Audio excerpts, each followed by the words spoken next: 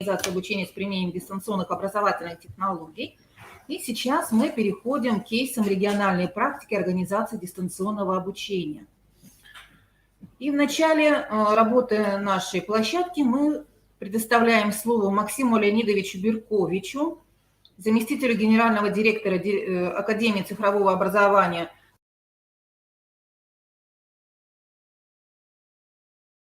знания, мастеру-педагогу проекта Intel. Максим Леонидович, вы с нами. Мы предлагаем вам выступить и рассказать о проблемах, решениях и перспективах цифровой трансформации педагога. Максим Леонидович, пожалуйста, подключайтесь к камеру и микрофон.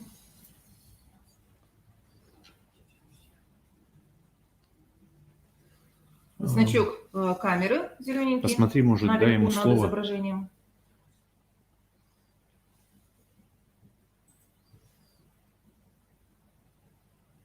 К сожалению, вот не всем коллегам удалось протестировать свое подключение. Очень много у нас участников. Сейчас, Максим Леонидович, сейчас мы вам предоставим слово.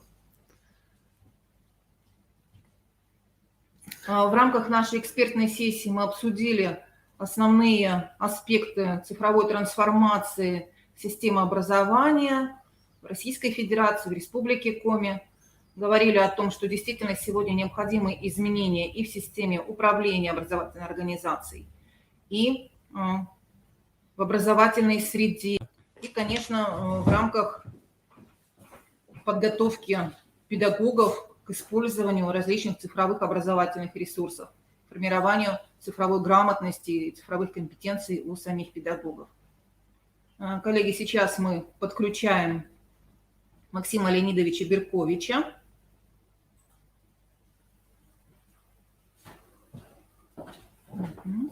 Так, Максим Леонидович, получается у вас? Так, хорошо. Вот мы вас... Да, коллеги, благодарю. Я не знаю, видите ли вы меня, Да. но пока... Да, у меня по крайней мере слышим. По крайней мере слышим. Благодарю, да. Благодарю вас.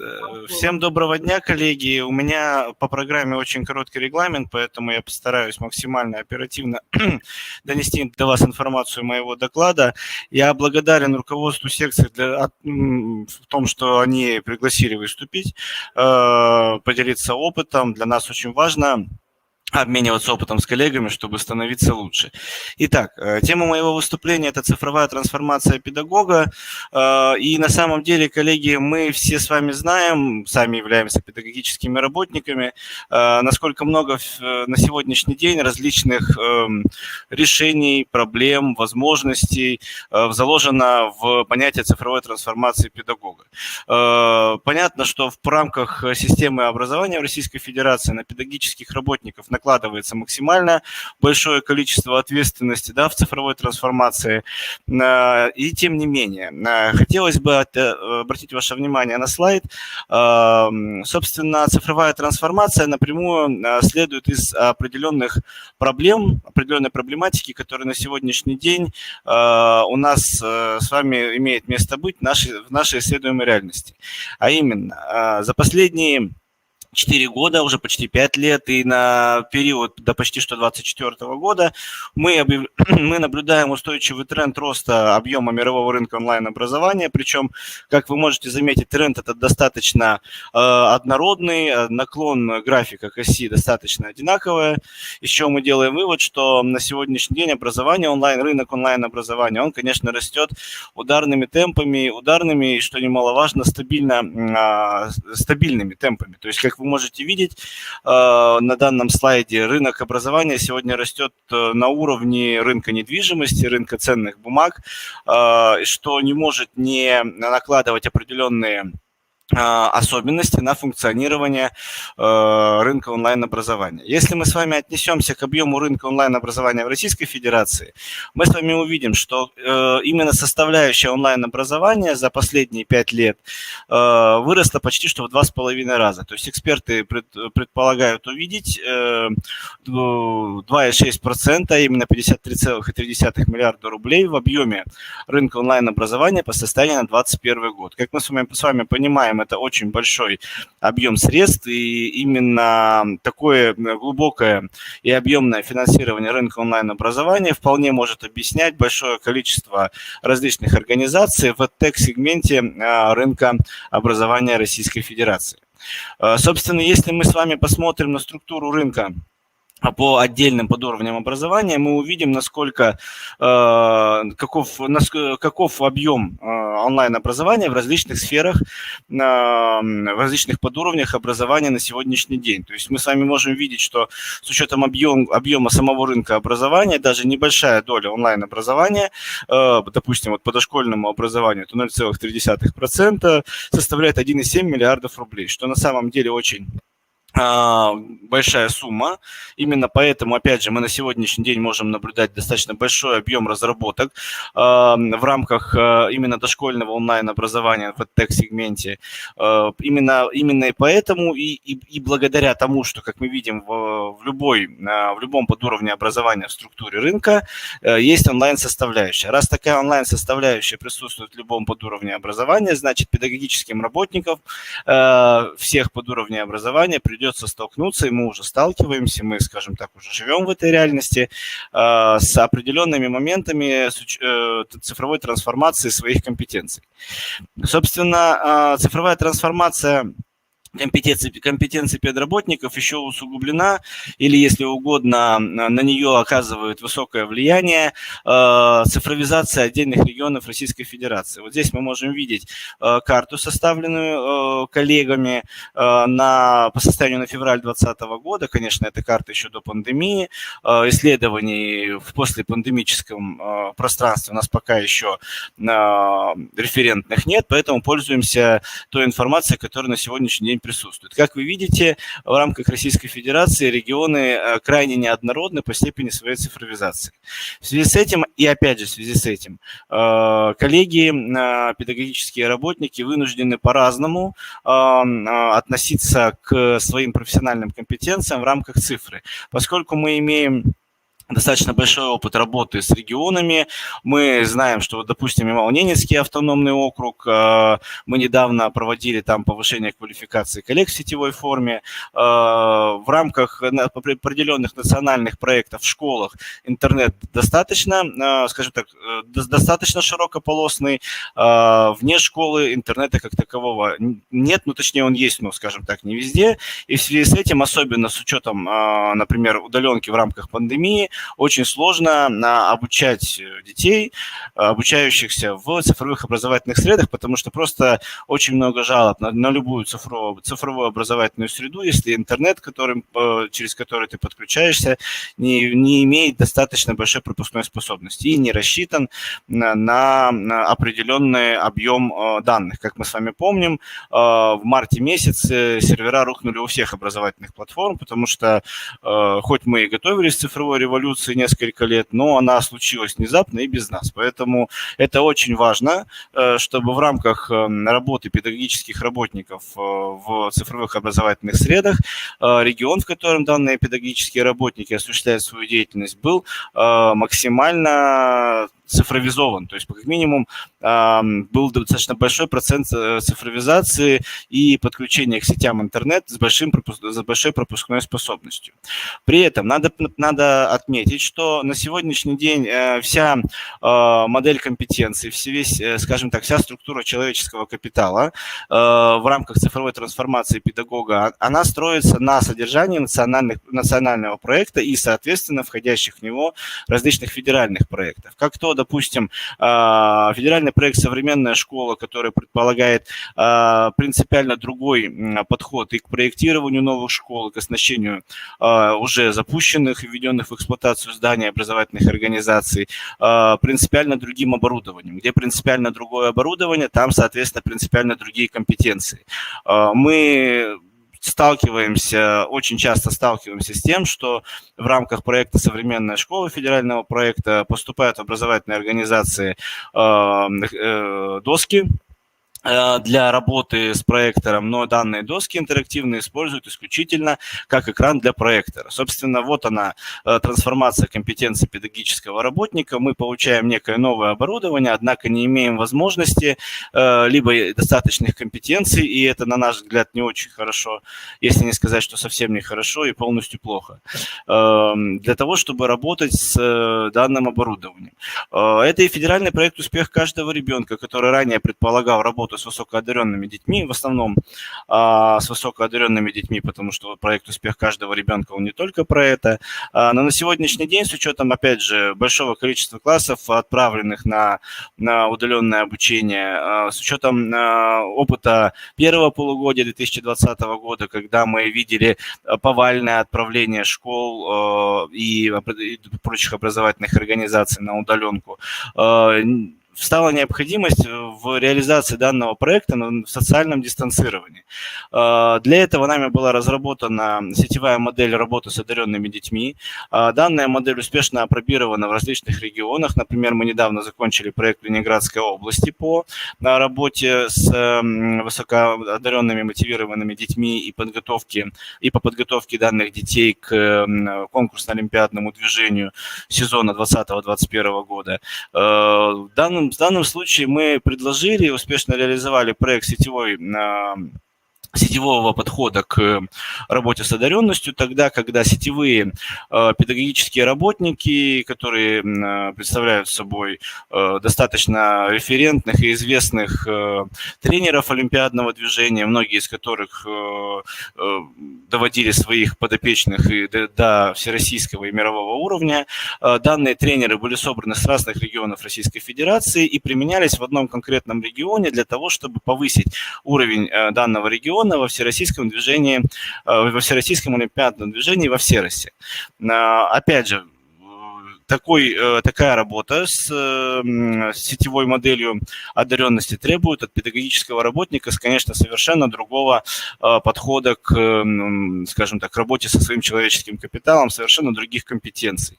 Также это проект «Цифровая образовательная среда», которая напрямую меняет подход педагогических работников к работе, к организации образовательной деятельности, вводит понятие смешанного обучения, вводит различные приемы смешанного обучения, многие из которых как раз и связаны с тем, что интернет в недостаточной степени позволяет осуществлять синхронную организацию образовательного процесса.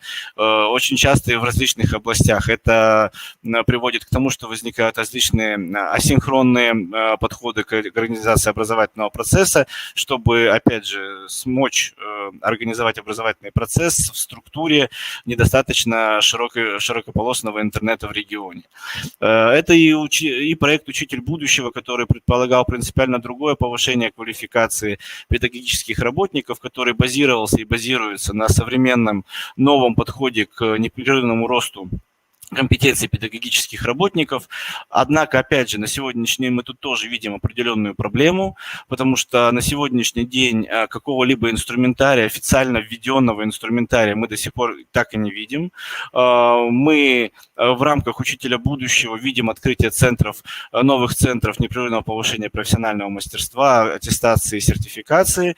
Однако пока что не видим, либо видим не повсеместное использование определенного инструментария, определения дефицитов. На этом строится данный федеральный проект, что педработники самостоятельно могут работать со своими дефицитами, и, соответственно, у каждого педагога может быть свой индивидуальный образовательный маршрут или, если угодно, индивидуальная образовательная траектория по работе со своими дефицитами. Однако, к сожалению, на сегодняшний день мы этого не наблюдаем, скажем так, в повальном большинстве случаев, что тоже является проблемой. При этом заканчивается 2020 год, не так, скажем так, достаточно близок уже 2024 год, год окончания реализации реализации национального проекта образования. И мы с вами понимаем, что к 2024 году, кроме всего прочего, еще встает вопрос о формировании, а главное, формализации гибких компетенций у педагогических работников. С гибкими компетенциями отдельная на самом деле тоже существует проблема, поскольку если бы результатами федерального проекта было формирование гибких компетенций, это был бы один уровень проблемы. Речь идет о формализации гибких компетенций. Как мы с вами знаем, что существует как минимум формальный, неформальный и информальный подход к повышению квалификации педагогов, и достаточно много институтов развития образования достаточно давно уже бьются над проблемой формализации неформальных форм повышения квалификации. Однако на сегодняшний день мы имеем такую статистику, что формализовать каким-то образом гибкий уровень овладевания гибкими навыками пока особо никому не удалось. Не удалось по причине того, что для того, чтобы что-то формализовать, мы должны мочь что-то посчитать. То есть у нас должен быть некий инструментарий, который на основании неких аттестационных мероприятий мог бы измерить уровень владения гибкими навыками того или иного вида. Однако на сегодняшний день такого инструментария опять же не создано, что на самом деле достаточно печально в связи с тем, что, например, в рамках федерального проекта «Цифровая образовательная среда» необходимо работать именно с компетенциями в области современных технологий. Это уже не столько гибкие навыки, сколько цифровые навыки. И на сегодняшний день мы активно участвуем в проекте персонального цифрового сертификата Университета национальной технологической инициативы 2035, в рамках которого мы повышаем квалификацию по 22 направлениям цифровой экономики. Однако этого все еще недостаточно для того, чтобы каким-то образом изменить подход к определенным компетенциям педработника. Собственно, в качестве решения мы могли бы видеть на сегодняшний день работу с новой концепцией ЦОС. В рамках приказа, точнее распоряжения Министерства просвещения было введено 4 программы повышения квалификации, принципа, скажем так, повышения квалификации педагогических работников, которые на сегодняшний день на самом деле впервые формализует в какой-то степени те компетенции, по которым мы должны повышать квалификацию педагогических работников в рамках национального проекта образования. И это на самом деле достаточно хорошо, потому что в первый раз у хозяйствующих субъектов, то есть у руководителей образовательных организаций, появилось достаточно жесткое и точное обоснование того, что повышение квалификации проводится именно в рамках проекта «Цифровая образовательная среда». До этого это была определенная проблема при реализации бюджета, при освоении средств бюджета всегда вставала проблема о дублирующем финансировании, что не заплатим ли мы сейчас за курсы, которые нам потом дадут бесплатно, это будет не целевое финансирование, как мы все с вами знаем, целевое финансирование не есть хорошо. Этим, кстати, страдает и проект «Современная школа», и проект «Цифровая образовательная среда», и проект «Учитель будущего». Но, тем не менее, на сегодняшний день мы видим определенные решения со стороны нашего законодателя и со стороны нашего учредителя, опять же, что не может не радовать. Кроме прочего, как вы все знаете, на сегодняшний день в рамках решения данного вопроса существует также проект постановления правительства по цифровой образовательной среде, который в первый раз, по сути дела, с 2018 года формализует как понятие цифровой образовательной среды, так и создает реестр цифровых образовательных сред, которые позволят, опять же, хозяйствующим субъектам максимально эффективно осваивать бюджет именно в рамках проекта «Цифровая образовательная среда», поскольку на сегодняшний день такой проект является лишь проектом по закупке оборудования. Мы с вами понимаем, что закупить оборудование без закупки некого программного обеспечения и без повышения квалификации педработников по работе с этим программным обеспечением, это, конечно, утопия. То есть тогда мы не получаем нужного нам, скажем так, нужного нам результата федерального проекта, а значит и результата национального проекта, и тем самым не можем говорить о том, что мы эффективно потратили бюджетные средства, что тоже, опять же, не есть хорошо. Собственно, перспективы, которые мы видим в рамках решения данных вопросов, это, конечно, все-таки доведение до подписания и опубликования все-таки постановления правительства. На наш взгляд, постановление правительства о целевой модели цифровой образовательной среды снимет очень очень много вопросов и к представителям EdTech направления в принципе, и к хозяйствующим субъектам в частности, по приобретению цифровой образовательной среды, поскольку сейчас нет понимания того, что является цифровой образовательной средой, и мы можем говорить, что мы цифровая образовательная среда, коллеги могут говорить, что они тоже цифровая образовательная среда, имеется в виду коллеги по EdTech направлению, однако нормативного регулирования данного вопроса пока нет, поэтому мы все очень ждем проект постановления. Как я уже говорил, в рамках перспективы, с учетом введения проекта постановления, очень удобно сейчас стало использовать распоряжение Министерства просвещения об утверждении методических рекомендаций по целевой модели ЦОС поскольку сейчас мы можем точно понимать, какое конкретное повышение квалификации. Мы этим занимаемся, в принципе, уже вот почти всю вторую половину текущего финансового года. Работаем с коллегами именно в рамках данного распоряжения, чтобы максимально эффективно повышать их квалификацию именно по тем направлениям, которые утверждает наш учредитель. И, собственно, в рамках решений и перспектив по формализации определенных навыков педработников и по повышению их профессиональных компетенций мы используем сетевой подход, мы проводим массовое повышение квалификации по разработке интегрированных занятий, междисциплинарных интегрированных занятий в сетевой форме. И коллеги показывают очень интересные результаты. Уже несколько регионов прошло данную программу. Собственно, мы приглашаем заинтересованных коллег включиться в данную программу.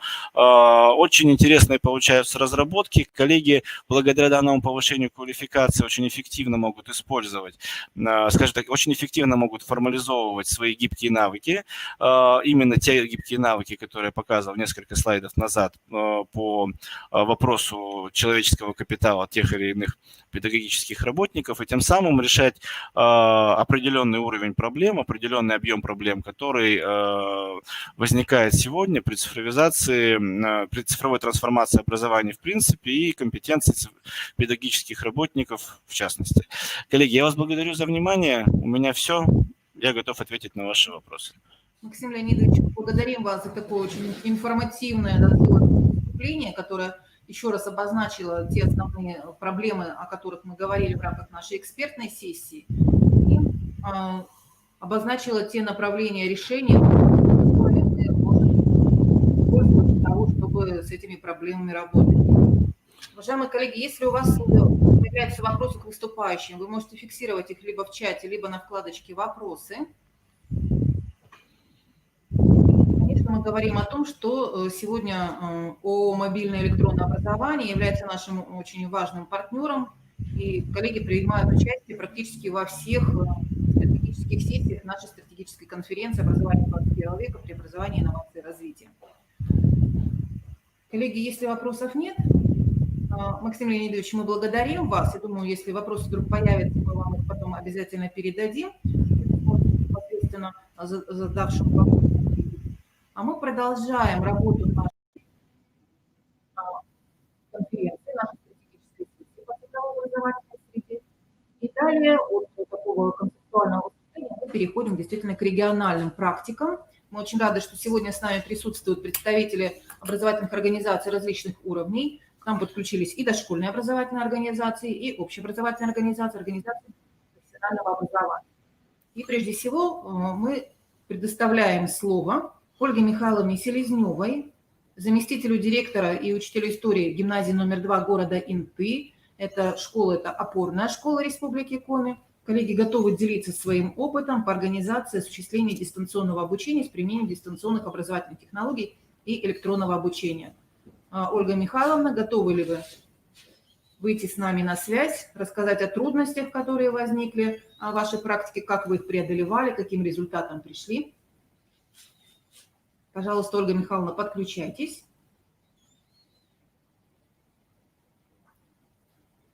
Ольга Михайловна, мы готовы услышать ваше выступление. Мы видим, что вы подключаетесь.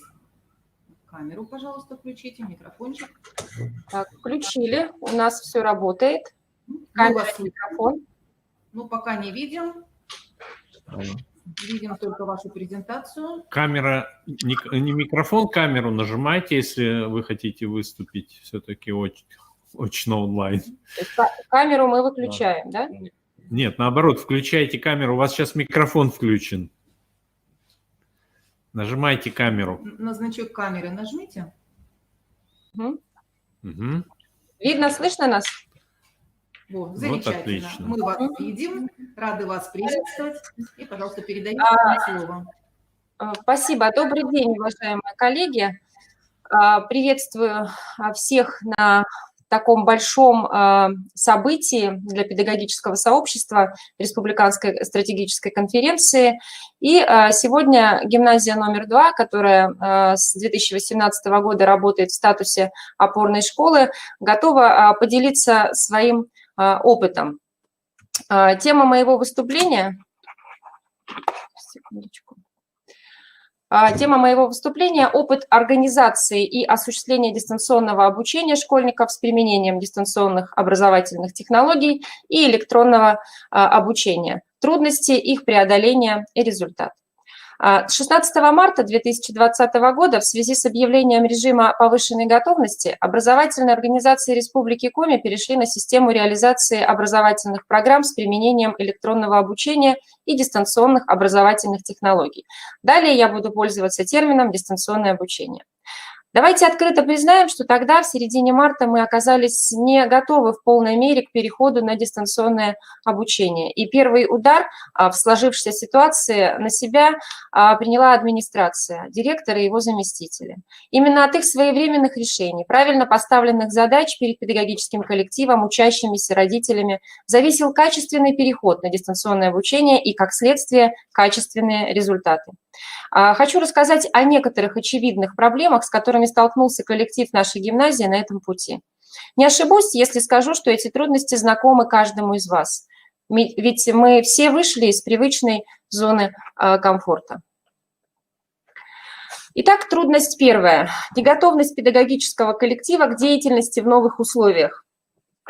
Большинство педагогических работников нашего города – это специалисты со стажем педагогической деятельности более 20 лет, опыт дистанционного обучения которых сводился к работе во время карантина или актированных дней. И, как правило, ограничивалось это своевременной выдачей домашних заданий средствами государственной информационной системы электронное образование и их проверкой. И никаких иных потрясений в период работы в карантин или в актированные дни мы с вами не испытывали. И вот грянуло 16 марта 2020 года. Выяснилось, что многие из нас, осознавая всю серьезность ситуации, оказались не готовы к новым условиям педагогического труда. Выявились проблемы морального затруднения, недостаточного уровня владения информационными и цифровыми технологиями. Однако, если мы обратимся к формулировкам профессионального стандарта «педагог», то увидим, что к трудовой функции отнесено применение информационно-коммуникационных технологий для формирования цифровой образовательной среды в классе, а трудовыми действиями является применение ИКТ для создания цифровой образовательной среды, направленной на развитие мотивации учащихся и индивидуализации обучения. Именно эти критерии будут положены в основу оценки профессиональных компетенций педагогического работника при переходе на новую систему аттестации. То есть теперь учитель должен владеть навыками дистанционного обучения не в ситуативном формате, а в системе. Поэтому реальное положение дел в вопросе готовности педагогического коллектива организовать свою деятельность в новых условиях была воспринята как руководство к действию. И эту трудность мы начали преодолевать сообща уже с 16 марта. Примерно неделя понадобилась для того, чтобы подобрать необходимые формы организации дистанционного обучения, разработать методические рекомендации для работников гимназии. В рамках методической поддержки педагогических работников гимназии был проведен цикл обучающих мероприятий по организации дистанционного обучения на платформе Zoom. Хотелось бы выразить огромную благодарность Коми Республиканскому институту развития образования за также своевременное включение в эту работу, за своевременную подготовку всех необходимых методических рекомендаций, пошаговых алгоритмов, инструкций, которые мы активно использовали при работе с педагогическим коллективом гимназии. 24 марта в конференц-зале гимназии состоялось расширенное заседание методического совета. Рабочая группа гимназии подготовила и провела практический семинар по организации дистанционного обучения на платформе Zoom. В ходе семинара педагогические работники познакомились с особенностями и преимуществами данной платформы, а также посмотрели пробный урок математики в 11 классе. 25 марта специалисты гимназии по запросу администрации школы номер 8 провели обучение учителей этой образовательной организации основам работы на платформе Zoom.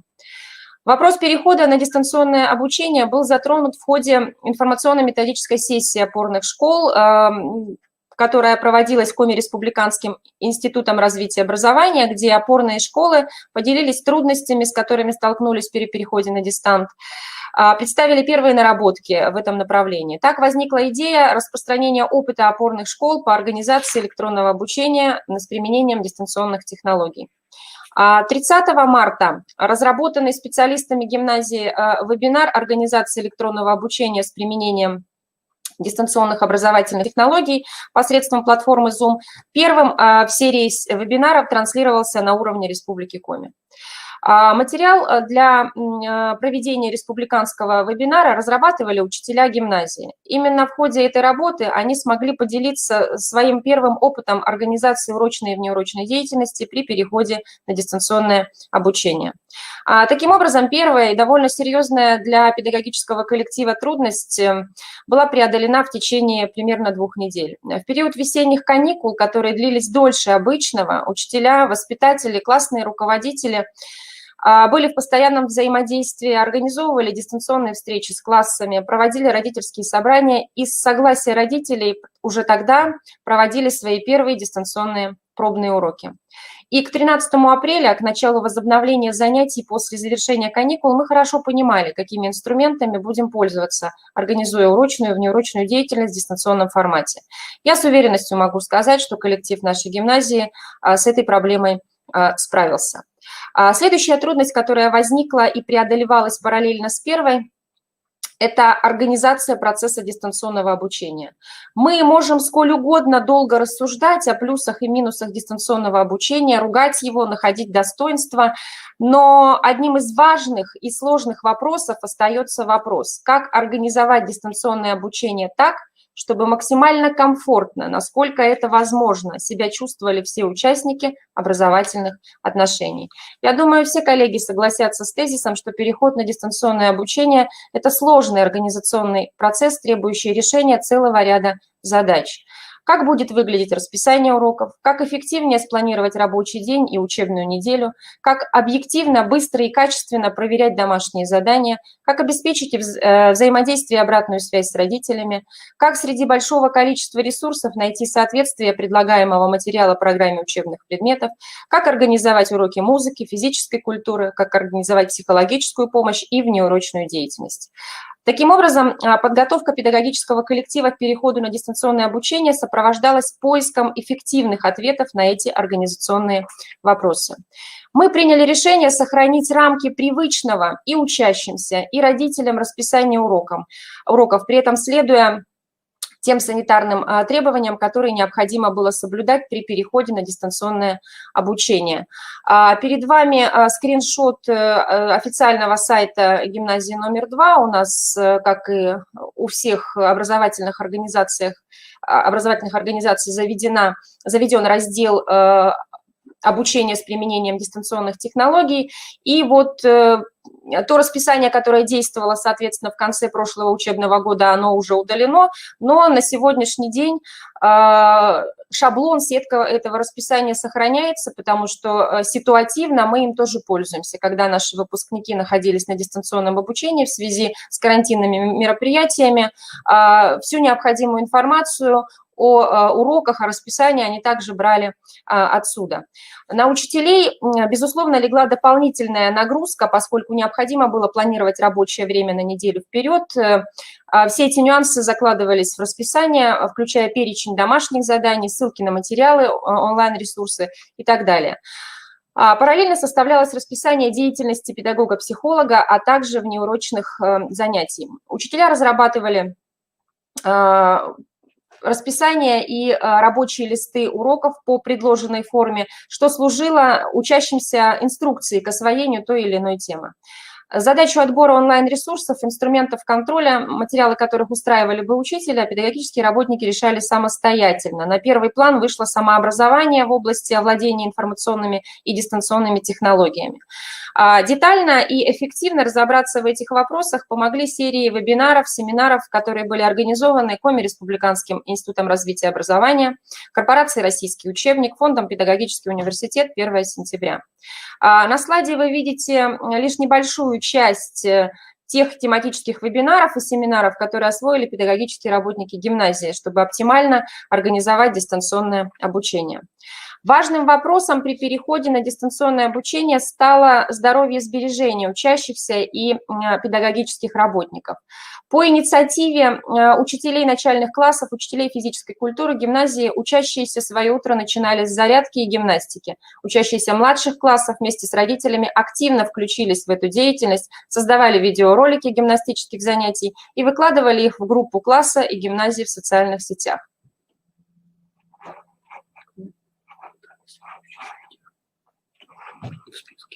Сейчас, секундочку.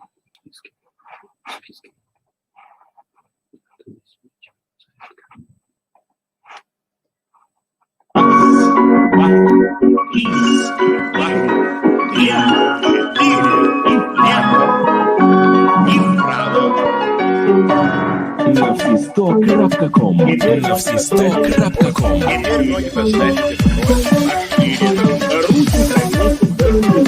Руки согните за спиной. Захватите лоб. Захватите лоб.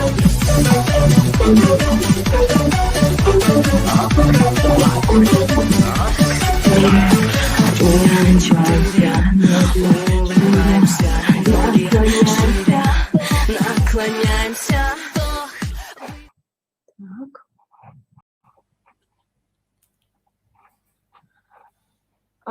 Свой рабочий день учителя гимназии, а также все желающие впоследствии к этой замечательной инициативе присоединились и наши работники столовой, технический персонал, которые находились в этот период на самоизоляции, и даже мамы учащихся. Они начинали с утренней фитнес-зарядки, которую организовала и проводила преподаватель хореографии нашей гимназии.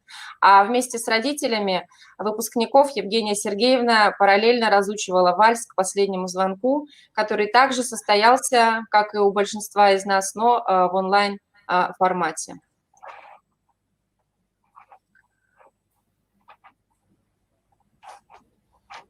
Движение поклон. 3. Движение поклон.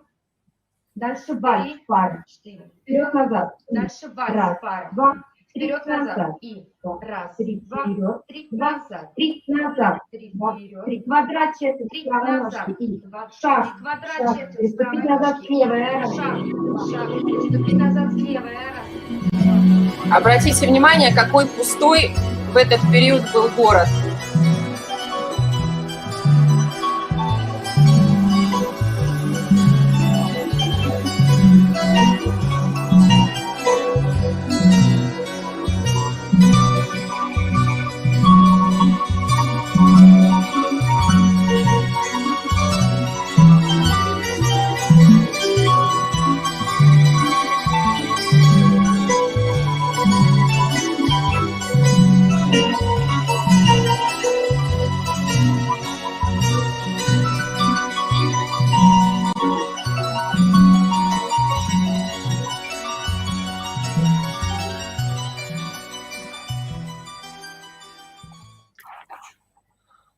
Ольга Михайловна, мы благодарим вас за ваше выступление. Конечно, в рамках конференции невозможно представить весь тот богатый опыт, который накоплен в вашей организации гимназии номер 2 города НТ, опорная школа Республики Коми.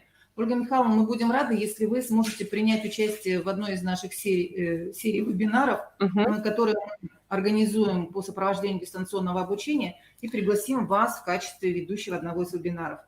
Хорошо, спасибо за приглашение. То есть, я понимаю, у меня время, да, уже истекло? Да, к сожалению, время заканчивается. Очень много у нас желающих сегодня выступить, и мы должны всем все-таки слово предоставить. Большое вам спасибо. Спасибо. Я надеюсь, что до конца мой доклад прозвучит в одном из наших совместных мероприятий. Да, конечно. И, коллеги, все материалы наших сегодняшних мероприятий, наших площадок, они будут доступны в перерыве для скачивания.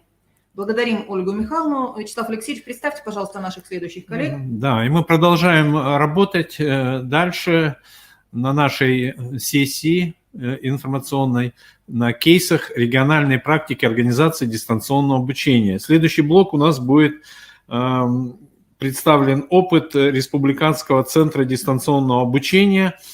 И сейчас я предоставляю слово Юровой Светлане Валерьевне, заведующим Центра дистанционного обучения ГО-РК Республиканский центр обучения.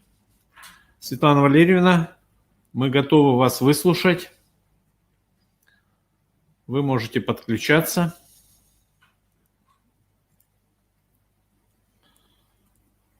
Пока Светлана Валерьевна подключается, коллеги, мы напоминаем о регламенте для выступающих.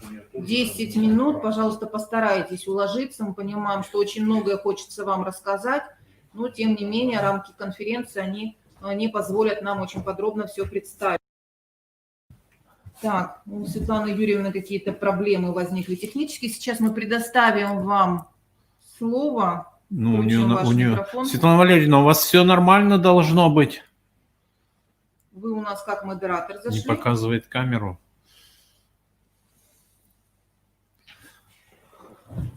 Угу. Так, а Ольга Евгеньевна Хребтова у нас готова?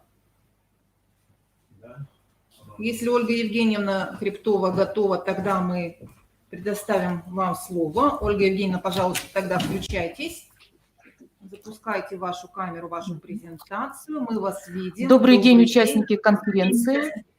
Тема моего выступления – организация обучения малокомплектных школ Республики Коми с применением дистанционных образовательных технологий. В Центре дистанционного обучения с 2017-2018 учебного года реализуется республиканский проект обучения в малокомплектных школах с применением дистанционных образовательных технологий. Целью данного проекта является подготовка с помощью электронных образовательных ресурсов учащихся малокомплектных школ КОГЭ по математике, биологии, обществознанию, физике и русскому языку, повышение уровня общей предметной подготовки. В рамках реализации проекта каждый учебный год определяются школы, участвующие в данном проекте. Уже участвовали или участвуют в этом учебном году школы следующих районов: Карткировского, Усть-Куломского, Сыктывдинского, Сысольского, Усть-Целемского, Усть-Вымского. В этом учебном году в проекте задействованы 4 школы Усть-Целемского и Усть-Куломского районов.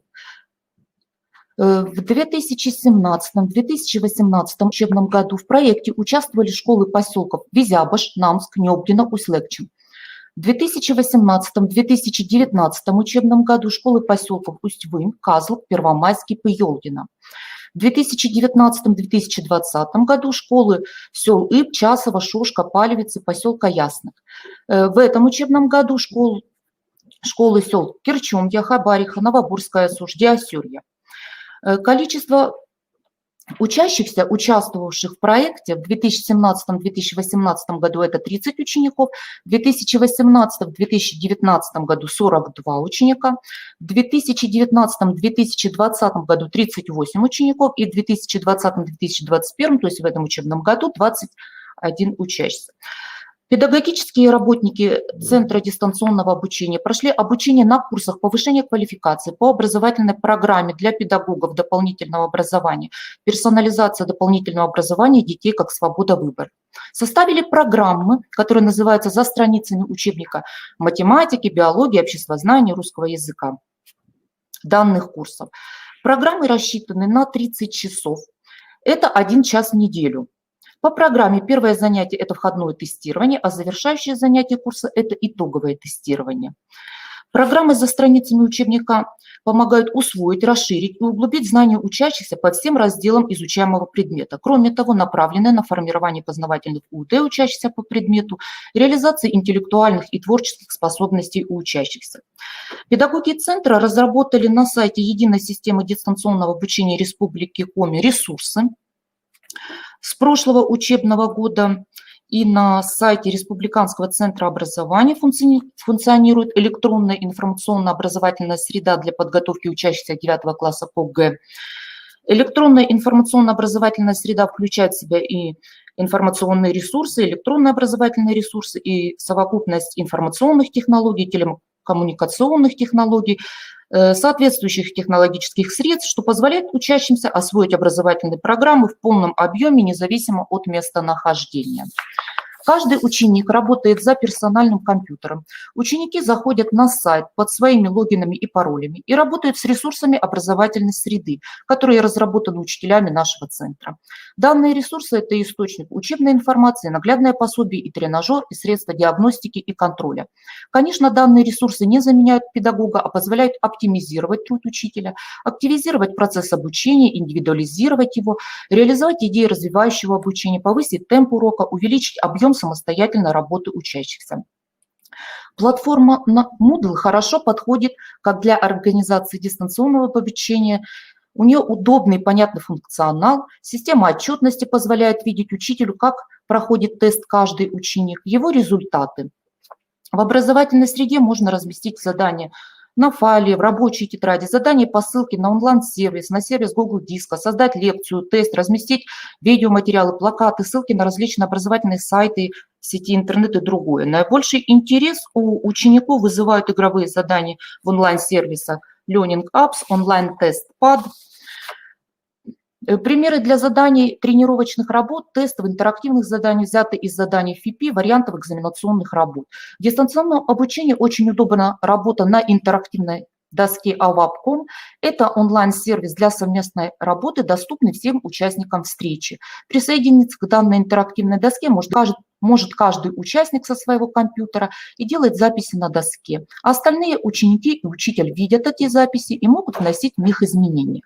Таким образом, я могу вызвать любого ученика к доске. После проверки задания каждому ученику можно написать краткий комментарий в образовательной среде. В основе данного курса лежит активная самостоятельная деятельность учащихся, а использование электронных образовательных ресурсов позволяет сделать каждое занятие интересным, насыщенным наглядностью, фактическим материалом, а главное эффективным. По результатам государственной итоговой аттестации по образовательным программам основного общего образования в форме ОГЭ из года в год наблюдался рост среднего балла сдачи ОГЭ участников проекта. Наряду с положительной динамикой результата ОГЭ в ходе реализации проекта. Коллеги, Меня опять что видно и случилось? слышно? Да, все нормально. Коллеги, еще просьба, не это кто-то что-то у нас опять решил подгрузить. Можно, Ольга Евгеньевна. Завершу. Да? Наряду с положительной динамикой результатов ОГЭ в ходе реализации проекта имелись определенные сложности. Слабая материально-техническая база малокомплектных школ, характеризующаяся устаревшим компьютерным оборудованием, не отвечающим современным техническим требованиям, низкая скорость интернета, низкая заинтересованность в дистанционном обучении как обучающихся, так и педагогов малокомплектных школ. Ну что ж, у меня все. Спасибо за внимание. Ольга Евгеньевна, ваши компьютеры. Спасибо большое, Ольга Евгеньевна. Да, мы тоже, наверное, вас задействуем в проведении практических каких-то семинаров по работе на платформе единой системы, нашей платформе единой системы электронного обучения. Педагоги сейчас начинают активно использовать Moodle, и им нужны именно практические навыки по разработке курсов. Тем более по отдельным предметам у нас уже там есть курсы. Надо, может быть, пересмотреть, доработать курс по географии, по биологии. Вот у Светланы Валерьевны сделан полностью курс по истории, по всем классам практически уже в соответствии с Совгос можно использовать.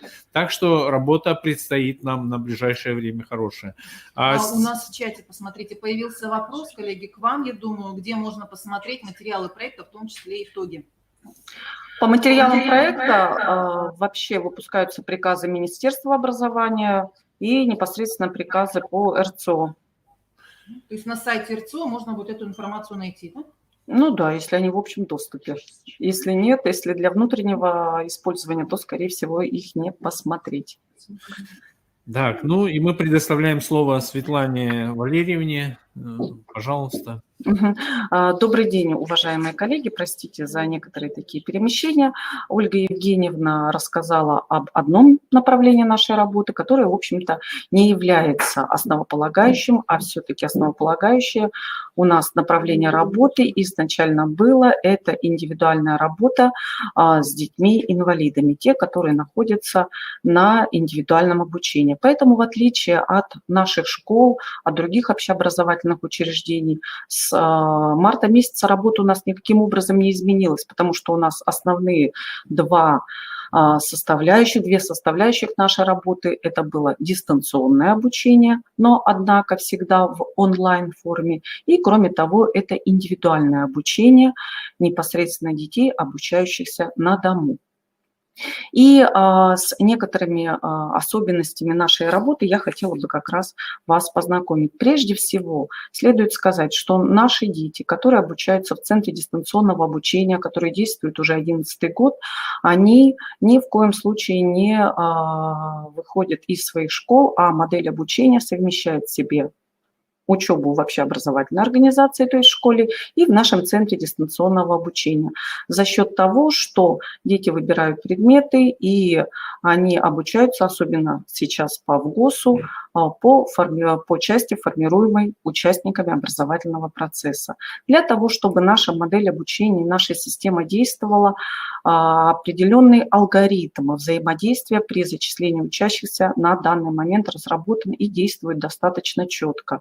Предварительно поступают списки возможных учеников от Управления образования муниципальных образований. Эти списки мы обрабатываем, серьезная проходит работа с самими родителями, с учащимися, со школами. Потом идет запрос у провайдеров, насколько возможно, взаимодействие с учениками посредством дистанционных технологий и зачисление в центр. Непосредственно наши ученики, они обеспечиваются оборудованием. Конечно, сейчас очень серьезно стоит вопрос о том, что все наше оборудование очень устарело.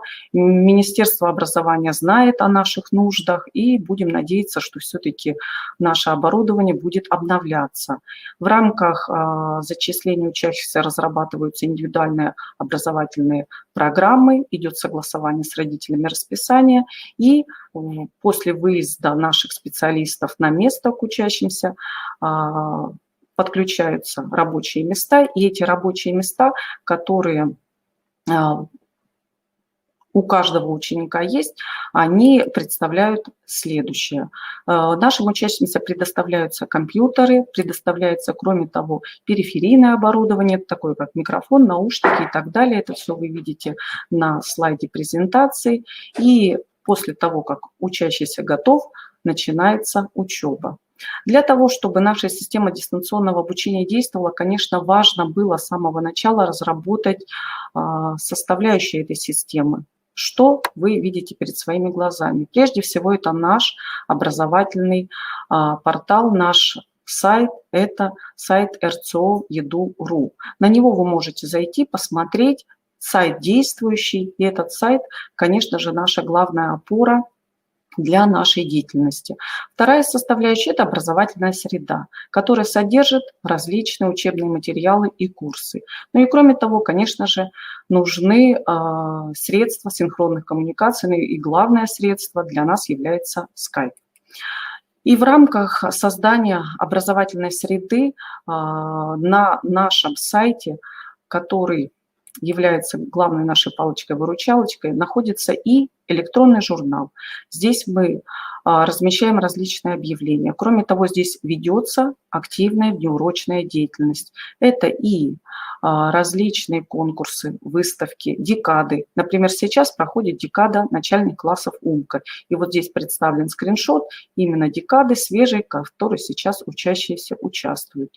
Но все-таки не забываем, главное для нас это образовательная деятельность. И для того, чтобы образовательная деятельность ни в коем случае не терпела какие-то лишения, для этого был создан образовательные ресурсы. Вы видите на своих слайдах, что образовательные ресурсы были созданы по всем предметам, которые входят в учебный план Центра дистанционного обучения. Все эти предметы, они расписаны по классам, они соответствуют ВГОСу. И, конечно же, внутри этих предметов поурочное планирование соблюдается. По каждому уроку мы можем видеть и использовать различные ресурсы, в которых представлен как теоретический материал, так и практический материал, видеоресурсы, интерактивные ресурсы и так далее. И все эти образовательные ресурсы учителями нашими постоянно обновляются, потому что дети разные, и для того, чтобы учесть специфические особенности наших детей, конечно же, выбор должен быть. Но остаются проблемы, потому что несколько лет назад мы перешли именно на учебные планы в части, формируемой участниками образовательных отношений. Поэтому нужно все-таки материал менять. Кроме того, мы активно сейчас разрабатываем курсы по внеурочной деятельности, и проведение этих курсов требует тоже определенной опоры. Ну и, конечно же, остаются некоторые проблемы, что не все курсы, несмотря на достаточно длительное наше функционирование, разработаны в полной мере. Поэтому учителями продолжается серьезная работа в этом направлении. И, конечно, создание цифровой образовательной среды – это не результат работы одного учителя, это результат именно взаимодействия. Взаимодействия отдельного учителя-предметника. И по конкретному вопросу, как учитель-предметник, у нас еще будет выступать от нашего центра дистанционного обучения Бычкова Инесса Игоревна и Киршина Юлия Анатольевна. Это взаимодействие ученика, потому что какие ресурсы ученик примет, какие не примет. Взаимодействие администрации, которая способствует созданию рабочей атмосферы и определенному контролю вот именно наполнение образовательной среды и, конечно же, взаимодействие нашей технической службы, потому что без них мы бы тоже не смогли это сделать. Ну а в целом обучение в центре дистанционного обучения – это результат взаимодействия не только нашего коллектива Республиканского центра образования, но это и взаимодействие школ республики. Поэтому отдельная благодарность тем школам, которые своих учеников инициируют на то, чтобы они поступали в том числе и к нам. Потому что мы ни в коем случае не конкуренты, а мы помощники школам нашей республики. Мы помощники управления образованием, поэтому тоже отдельная благодарность представителям управления образованием, которые отправляют нам ссылки и, конечно же, активно с нами взаимодействуют. И это результат взаимодействия с нашим Министерством образования. Ну и, конечно, это те организации, которые помогают нам в обучении наших учителей, привлекают наших учителей к различным вебинарам. Это и КРИРО. И, кроме того, это те организации, которые приходят к нам учиться, например, педагогический колледж. Большое спасибо за взаимодействие. Я думаю, что если мы будем все вместе, то тогда результат будет положительный. Спасибо. Вопросы?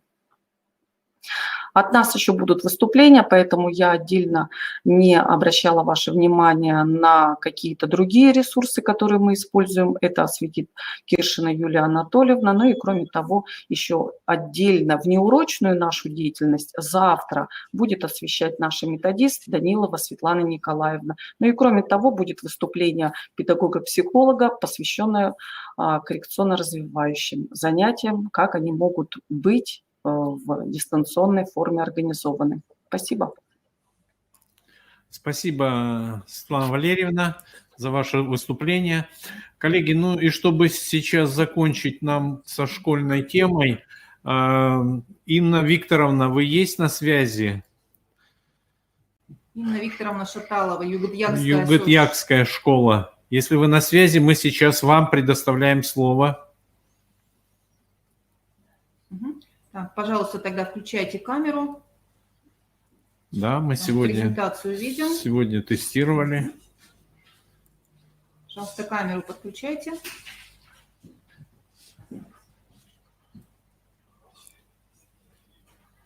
Елена Юрьевна, посмотри, может быть, у них... Инна Викторовна. Не видит камеры, да. Так, сейчас мы вам Сейчас мы вас подключим. Уважаемые коллеги, мы хотим вам напомнить, что у вас, у всех, и тех, кто сегодня выступает, и тех, кто присоединился к нам в качестве слушателя, есть возможность оформить публикацию в сборнике конференции. До 30 ноября мы принимаем материалы для публикации в сборнике. Требования к публикации вывешены на главной странице сайта конференции. И вы можете либо загрузить их через мероприятие, либо направить на электронную почту непосредственно организатора, указанного на главной странице. Я готова. Инна Викторовна, мы вас видим, мы вас слышим. Пожалуйста, вам слово. Как вы организуете дистанционное обучение в своей школе, в отдаленной школе Усть-Куломского района? Усть-Куломского района, да. Спасибо. Здравствуйте, уважаемые коллеги. С конца третьей четверти прошлого учебного года наша школа, как и другие, работала в режиме дистанционного обучения. Такая форма работы, хотя уже была для нас и знакома, но все-таки представляла определенные трудности, так как в этом режиме теперь уже должны обучаться все учащиеся. И перейти на такой режим нужно было одномоментно, всем сразу, действовать нужно было оперативно, профессионально. Поэтому мы распределили функциональные обязанности. Администрация – это принятие локальных актов, связанные с организацией дистанционного обучения и обеспечением технических возможностей, корректировка учебного плана в части образовательных программ для реализации в новом формате и корректировка расписания с учетом требований Санпин и дополнительных требований, а также мониторинг дистанционного обучения. Классные руководители – это организация обучения в дистанционном режиме в закрепленном классе, получение от родителей или законных представителей согласия и информирование. И учитель – это непосредственно обучение с использованием электронного обучения и дистанционных технологий, корректировка при необходимости программы и подготовка материала, непосредственно контроль знаний. Мы провели анализ ситуации. И в первую очередь классными руководителями были опрошены учащиеся родители о наличии условий для дистанционного обучения. Это наличие техники, возможность выхода в интернет, скорость интернета, ресурсы, которыми уже активно пользуются участники образовательных отношений. И подобные же опросы были проведены руководителями метод объединений среди учителей.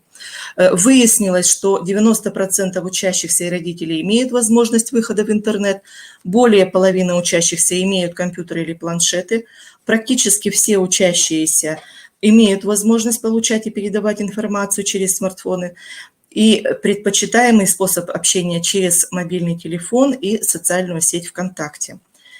Выявленные проблемные точки получились такие. На несколько учащихся из одной семьи наличие только один компьютер, допустим, низкая скорость интернета в отдельных местах поселка и небольшая доля, примерно около 10%, не имеют возможности выхода в интернет. Опрос учителей показал следующее. Проблемные точки – это низкая скорость интернета в отдельных местах поселка. Не все знают, какие сервисы, инструменты лучше использовать для дистанционного обучения при 100% охвате. А из плюсов технические возможности оказались у всех.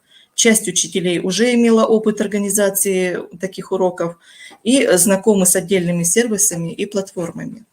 И дополнительный плюс, который мы можем использовать из выявленного, это то, что с 2019 года у нас работает виртуальный методический кабинет, творческая группа инициативных педагогов в составе учителя информатики, английского, русского языков, представители администрации школы организовали виртуальное информационное пространство школы на платформе Google с целью комплексной информационной, методической и технологической поддержки дистанционной деятельности, используемых для образовательных целей всеми участниками образовательного процесса.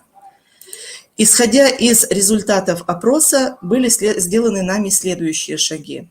Это разработано, подкорректировано, вернее, положение о дистанционном обучении, проведена корректировка образовательных программ по нескольким направлениям. Это в части организации образовательного процесса продолжительность урока сократилась до 30 минут. В части организации и содержания оценочных процедур система контроля стала носить систематический характер, строилась на основе оперативной и отсроченной обратной связи с учениками и родителями. И важным стала недопустимость выставления учащимся отметки ТВА.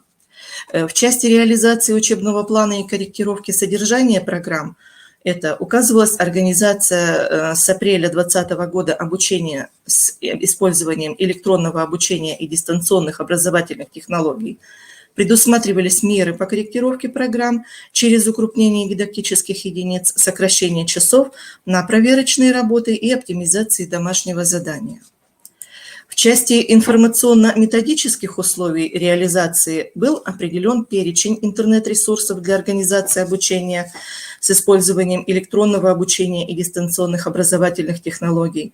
На сайте школы и в виртуальном методическом кабинете нами был предложен широкий набор электронных образовательных платформ, бесплатных федеральных и региональных интернет-ресурсов, учебников в цифровом формате, онлайн-библиотеки. Кроме того, на сайт были выложены дополнительные рекомендации родителям, учителям, выпускникам и интернет-ресурсы отдельно для подготовки к ОГЭ, к ЕГЭ, ВПР. В процессе работы материалы корректировались, добавлялись. В части сроков и форм промежуточной аттестации предусматривалась возможность изменения форм промежуточной аттестации.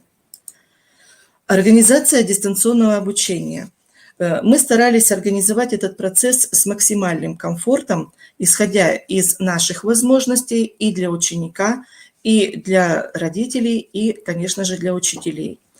Были созданы для этого две инициативные творческие группы. Это первая группа «Социальный педагог», психолог и классные руководители. И вторая группа – это передовые учителя в области информационных технологий. Первая группа на протяжении всего дистанционного обучения анализировала ситуацию по возможности дистанционного обучения, была ежедневно на связи с родителями, практически круглосуточно, с учителями, предметниками, выявляла проблемы, решала их. Классные руководители проводили ежедневный мониторинг о возможностях ученика и родителей к дистанционному формату. Проблемы были разные, решались они оперативно, и действовали мы в зависимости от ситуации. Например, если были проблемы со скоростью интернета, не было возможности участвовать в уроке онлайн, то классный руководитель в содружестве с предметником организовывал доставку материалов урока либо на информационном носителе, чтобы ученик мог посмотреть урок офлайн, либо подготовленный кейс материалов по уроку, так называемое пакетное решение. Когда было недопонимание со стороны учащихся по отработке заданий учителя или неспособность правильно организовать свое время, подключился наш психолог Логинова Анастасия Валерьяновна, консультировала учеников, родителей, оказывала психологическую помощь. Были ситуации, что, например, не соответствовало программное обеспечение, ломался компьютер. Тут выручали все наши учителя. Особенно неоценимую помощь нам оказал наш молодой специалист, учитель информатики Карманов Владислав Николаевич. Он помогал решить проблему и несколько раз непосредственно сам отправлялся на помощь, лично чинил компьютер по просьбе родителей. Вторая инициативная группа помогала своим коллегам в изучении цифровых ресурсов. Всеми учителями были сформированы группы по учебным предметам и классам социальной сети ВКонтакте. Адреса групп были временно выложены в виртуальный кабинет школы, чтобы ученики и родители под контролем классных руководителей вошли в их состав. Ну и далее потом группы стали закрытыми учебными. Организация уроков и деятельность учителей. Мы рассматривали разные стратегии дистанционного обучения. Перед каждым педагогом стала задача определиться с форматом дистанционного урока. Это классическое дистанционное занятие, онлайн-уроки или смешанная форма. Опробированы в итоге нами были все форматы. В первые дни дистанционного обучения предпочтение отдавалось классическому формату и смешанному. И поначалу не все понимали, что значит дистанционное обучение, делали выбор в пользу пакетного решения, то есть кейса урока на бумажном носителе, даже при наличии возможности использования цифрового носителя. Но затем почти все педагоги перешли на смешанное обучение. В группах по классам и предметам размещались все материалы урока, все необходимые ссылки, инструкции. Там же осуществлялась оперативная обратная связь с учащимися через личные сообщения. Педагогами школы было налажено взаимообучение в области информационных технологий. Было проведено несколько обучающих занятий в марте и апреле педагогов по работе с платформами для онлайн-уроков. На весенних каникулах были проведены круглые столы внутри методических объединений по вопросам, какие из рекомендованных платформ удобнее использовать для реализации программ с учетом специфики предмета и возраста детей, какие инструменты лучше использовать для контроля и как оперативнее осуществлять обратную связь. И из таких передовых учителей хотелось бы отметить молодого у нас учителя информатики Карманова Владислава Николаевича, который обучил учителей школы и района основам работы на платформе Discord. Благодаря этому в школе при помощи платформы Discord проводились весной уроки математики, информатики, коми и русского языка. Учителя английского языка Карманова Татьяна Александровна, Дубицкая Людмила Викторовна у нас обучили коллектив школы работе в Zoom. И педсоветы с этого момента и в режиме самоизоляции перевели в режим онлайн на платформе Zoom. Родительские собрания перевели в этот же формат. Большая часть учителей нашей школы стала активно использовать в работе именно это приложение для проведения уроков, родительских собраний. И плюсом этого приложения учителя школы отмечают возможность записи урока офлайн. Учителя начальной школы и русского языка апробировали виртуальный класс на сайте Учи.ру. Все педагоги делились друг с другом опытом использования РЭШ, Учи.ру. Были апробированы почти все рекомендуемые федеральные и региональные ресурсы. И в результате мы пришли к золотой середине, к смешанной форме дистанционного обучения. Трудно сказать, что онлайн-уроки чем-то лучше или хуже. Есть свои плюсы и минусы. С одной стороны, общение вживую в режиме реального времени для ученика понятнее и ближе. А с другой стороны, подводит качество интернета иногда, а это значит, что те, кому не удалось выйти на связь с учителем, придется изучать урок в записи. А это приводит к дополнительной нагрузке на учителя. Ему приходится один и тот же материал готовить версии и онлайн, и офлайн. Хотелось бы комфорта для всех участников образовательного процесса. Еще из опыта работы хотелось бы отметить следующее. Не все материалы на рекомендуемых ресурсах подходили для изучения конкретных тем в конкретном классе. Где-то представлены были не все необходимые дидактические единицы, где-то не совпадал УМК. Кроме того, учащиеся отмечали, что не все понимают материал, когда, например, в записи звучит голос не своего учителя. И поэтому наши учителя пришли к оптимальному варианту. Это для объяснения наиболее сложных тем делали запись уроком, в котором лично объясняли материал, сочетая материалы рекомендуемых интернет-ресурсов и лично разработанные. И, с одной стороны, ссылка на запись такого урока позволяет ученику изучить тему в удобное для него время, в индивидуальном темпе, и, с другой стороны, он слышит голос своего учителя, видит его изображение. И это для него намного комфортнее. Поэтому каждый сам, учитель, по большому счету, решал, какие инструменты ему наиболее подходят для подачи материала с учетом индивидуальных возможностей класса, каждого учащегося и специфики предмета. Особое внимание во время дистанционного обучения было выпускникам. Учителями были организованы постоянные консультации для 9 и 11 классов. Очень хочется сказать спасибо за неоценимую помощь в этом направлении учителям опорной школы Усть-Куломского района и методическому кабинету управления образования Усть-Куломской за организацию районных консультаций, поскольку это снизило нагрузку на учителей нашей школы и улучшило качество подготовки учеников к экзамену.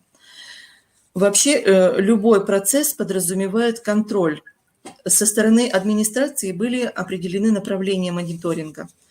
Своевременная информация для учеников и родителей об организации дистанционного обучения и алгоритме действий, предоставление материалов урока, это ссылка, офлайн, пакетное решение, способ и выявление учащихся, изучивших дистанционный урок, способ обратной связи с учениками и родителями, мониторинг индивидуальных достижений учащихся, использование образовательных ресурсов, контроль выполнения домашних заданий. И со стороны учителя это обратная связь с учащимся. Трудно... Да. Да, как-то мы хотим, чтобы все тоже выступили у нас. Давайте мы вам еще одну минутку дадим. Хорошо. Чтобы закончить мысль. Хорошо. Ну вот мы буквально пролистаем, мы использовали Google доску Jamboard, Мира, интерактивные листы в работе, Quizlet, голосовые сообщения в ВК, сайт Решу ЕГЭ, ОГЭ, SkySmart, Kahoot. Ну и выявили свои плюсы, минусы, поняли, что выявила такой формат обучения и ряд проблем, но и есть положительные преимущества. Повысилась информационная грамотность, родители отмечают качество образовательного процесса, очень много положительных отзывов. А это все говорит об удовлетворенности качеством. Спасибо за внимание. Инна Викторовна, еще вопрос. А наши ресурсы на нашем сайте Крирок вашими учителями как использовались? Тоже использовались, да. Вебинары наши? Да, это все мы просматривали внутри и на методических объединениях, и сами и обсуждали это тоже. Конечно. Хорошо. То есть вот этот опыт, в принципе, показывает, что и в сельских школах. А как у вас с интернетом вообще обстоят дела? У нас в разных точках поселка разная скорость интернета. По большому счету скорость хорошая, но есть точки, где практически никакая, очень низкая скорость, в отдельных точках. Ну, тем не менее, вы находите все-таки возможности как-то все это организовать. Поэтому вот жалобы каких-то школ о том, что плохой интернет, еще что-то там... Особых жалоб не было, да, потому что мы решали проблему вплоть до того, что у нас хорошо, территориальная удаленность маленькая, допустим, у родственников в хороший интернет, и там пошли, сделали домашнее задание к бабушке, к сестре. Понятно. Мы использовали. То есть вы пошли в сторону не того, чтобы жаловаться, а находить пути решения. Да, и правильные пути конечно. решения. Спасибо вам, спасибо за ваше Благодарим вас за выступление. представленный опыт, за вашу готовность делиться своим опытом. И надеемся, что вы будете принимать также участие в наших республиканских вебинарах, посвященных организации дистанционного обучения. Спасибо. И поделитесь своими наработками. Мы включим вас Спасибо обязательно в нашу линейку мероприятий. Спасибо большое. Коллеги, у нас завершился вот такой вот логический блок по организации дистанционного обучения в общеобразовательных организациях. И далее к нам присоединяются представители системы дошкольного образования. Мы приглашаем Татьяну Витальевну Русакову, старшего воспитателя детского сада комбинированного вида номер 16 города Усинска, которая поделится своими мыслями по поводу плюсов и минусов дистанционного обучения в детском саду. Пожалуйста, Татьяна Витальевна.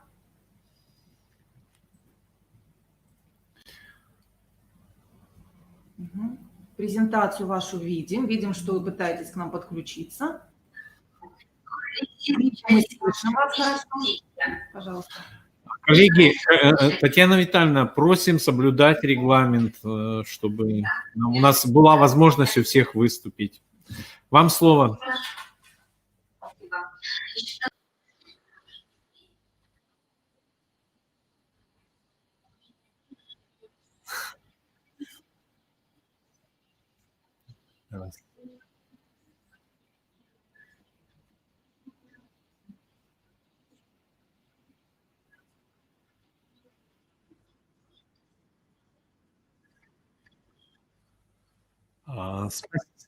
Спасибо большое, Татьяна Витальевна. Ну, наверное, некоторые педагоги поспорили бы с вами по поводу минусов, потому что есть такие педагоги, которые говорят, нам дайте только дистанционное обучение, ничего другого мы не хотим и других форм не знаем. Спасибо вам большое за ваше выступление. Надеемся на дальнейшее сотрудничество и приглашаем вас принять участие тоже в наших дальнейших мероприятиях. Спасибо большое. Так, я предоставляю слово Третьяковой Веронике Павловне. Вероника Павловна, выходите на связь. Как вы нас слышите, видите? Здравствуйте, меня слышно? Так, вас слышно. Так, надо теперь найти вашу презентацию. В процессе. В процессе поиска? Да. Да, три полосочки, наверное, щелкнуть. Скорее всего, она у вас где-то там. Коллеги, сейчас мы найдем презентацию Вероники Павловны и продолжим нашу сессию. Так, это, по-моему, она, да? Сейчас на начало. Я вам предоставляю слово, да. Спасибо.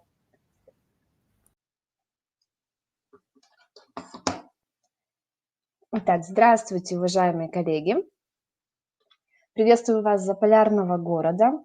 В современных условиях развития системы образования происходят изменения, в ходе которых появляются качественно новые черты и форматы, ориентированные на опережающее развитие образовательной системы.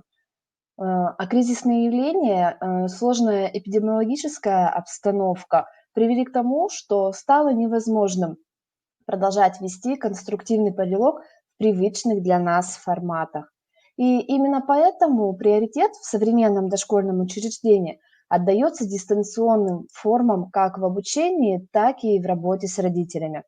В связи с этим в современном саду необходимо проводить работу, обеспечивающую технические решения, которые позволят эффективно внедрять единое информационное образовательное пространство для достижения поставленных целей и задач.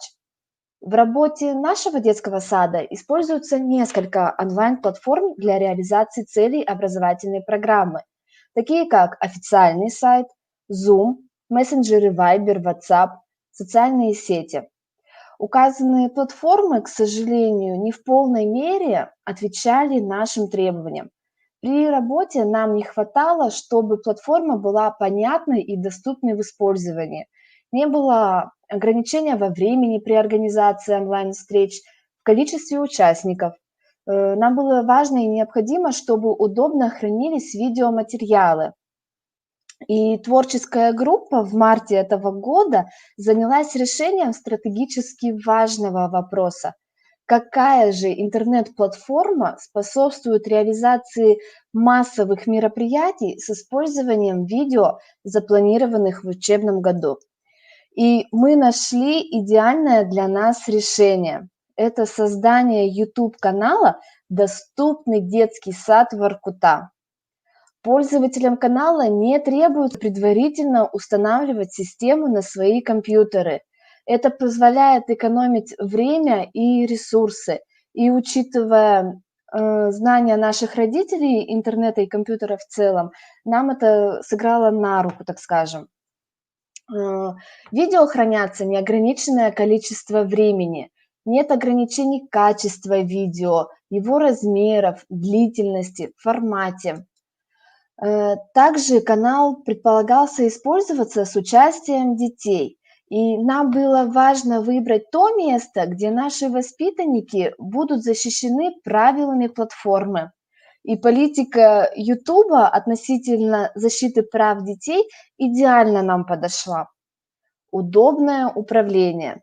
На канале есть возможность подвести итоги очередного конкурса, где разыгрывался приз зрительских симпатий, буквально за 1 минуту. Статистика мгновенно показывает цифры согласно заданным параметрам. На канале «Доступный детский сад Воркута» практикуются 2 вида взаимодействия с участниками образовательных отношений. Это онлайн-эфиры и работа со специально созданными видео для канала. Онлайн-эфиры, в свою очередь, бывают приватные, к которым могут подключаться только те, кто имеет ссылку на данный эфир, и все доступные, которые могут смотреть пользователи YouTube. На нашем канале существует 3 различных роли – организатор, докладчики и участники. У организатора значительный функционал по управлению возможностями канала. Он создает плейлисты, загружает видео на канал, занимается оформлением канала, создает уникальный брендинг, планирует конференции, делает рассылку приглашений, управляет работу канала. Организатор входит на канал под логотипом, под логином и паролем. Участники у нас подписываются на канал, становятся участниками онлайн-эфиров, судьями конкурсного движения, зрителями творческой активности детей, неким посредником между педагогом и ребенком. Важным моментом во время групповой работы является обеспечение коммуникации между участниками. Участники и организатор могут пользоваться чатом для отправки сообщений. В роли докладчика выступает каждый, кто входит в прямой эфир со страницы «Доступный детский сад Воркута». И сейчас я вам предлагаю посмотреть видеоряд, демонстрирующий, как выглядит докладчик.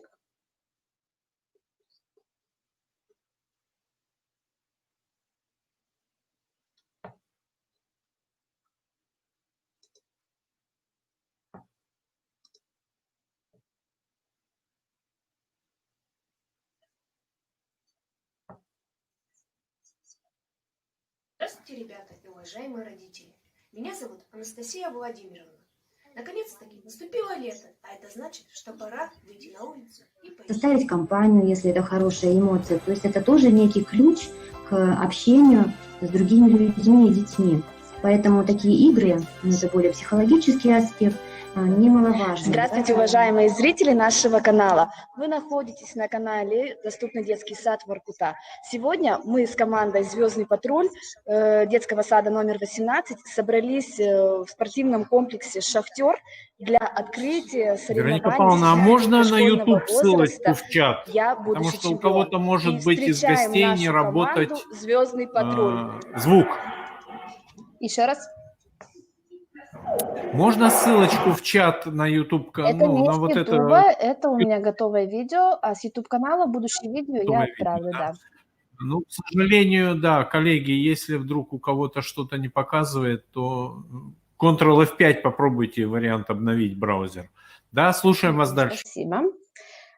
Докладчик видит страницу чата, может оперативно отвечать на поступающие вопросы по ходу эфира, корректировать свое выступление, пользоваться презентацией, использовать все интернет-ресурсы. Это очень удобно.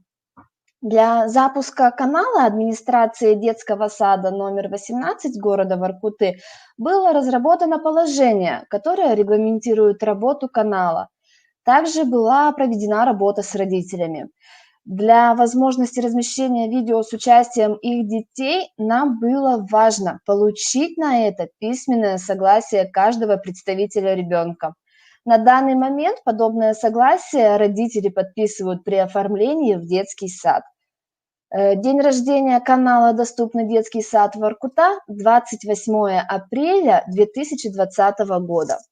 С момента создания канала прошло уже 7 месяцев.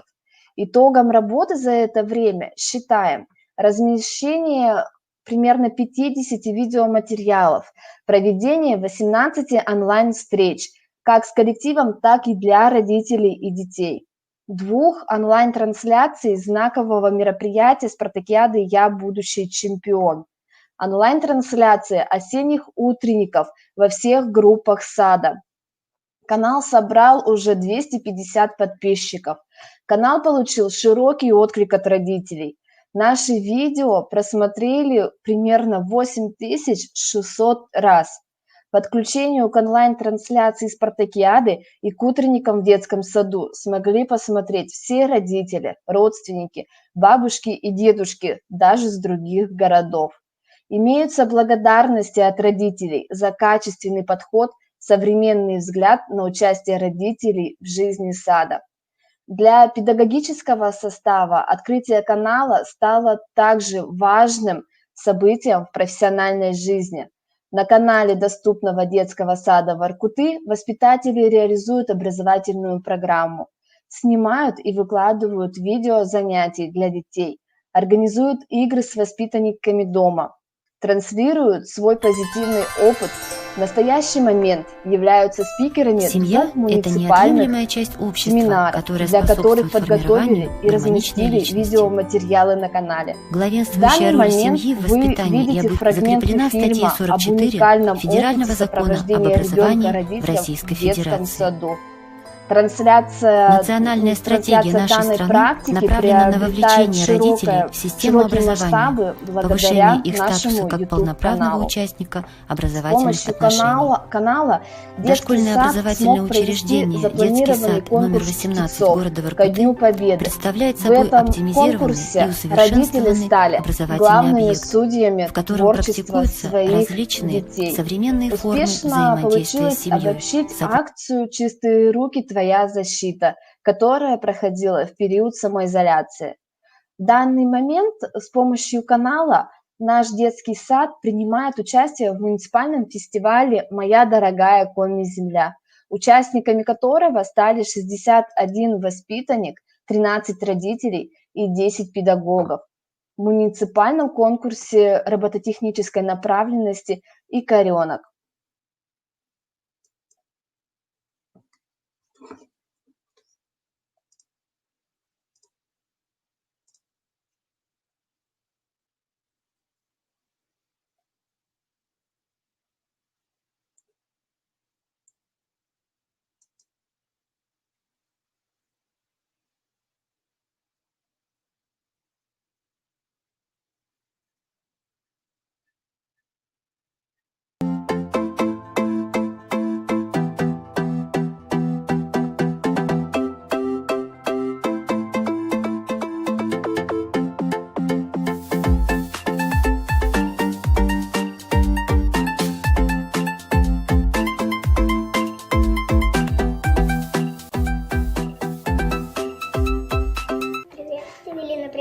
Воспитанники подготовительной группы ведут свой блог на канале о жизни в их группе, саду, городе и республике. Самыми заинтересованными зрителями ребят, конечно же, являются их родители, бабушки, дедушки и остальные многочисленные родственники. Темы, содержание, демонстрационный материал для эфира ребята выбирают сами. Педагог ушел на второй план. В нем дети нуждаются только при решении технических вопросов. Уже сейчас с уверенностью мы можем сказать, что создание канала «Доступный детский сад Воркута» – это успешный проект. В будущем будет сложно представить работу образовательного учреждения без собственного YouTube-канала. В перспективе мы будем продолжать работу по развитию канала.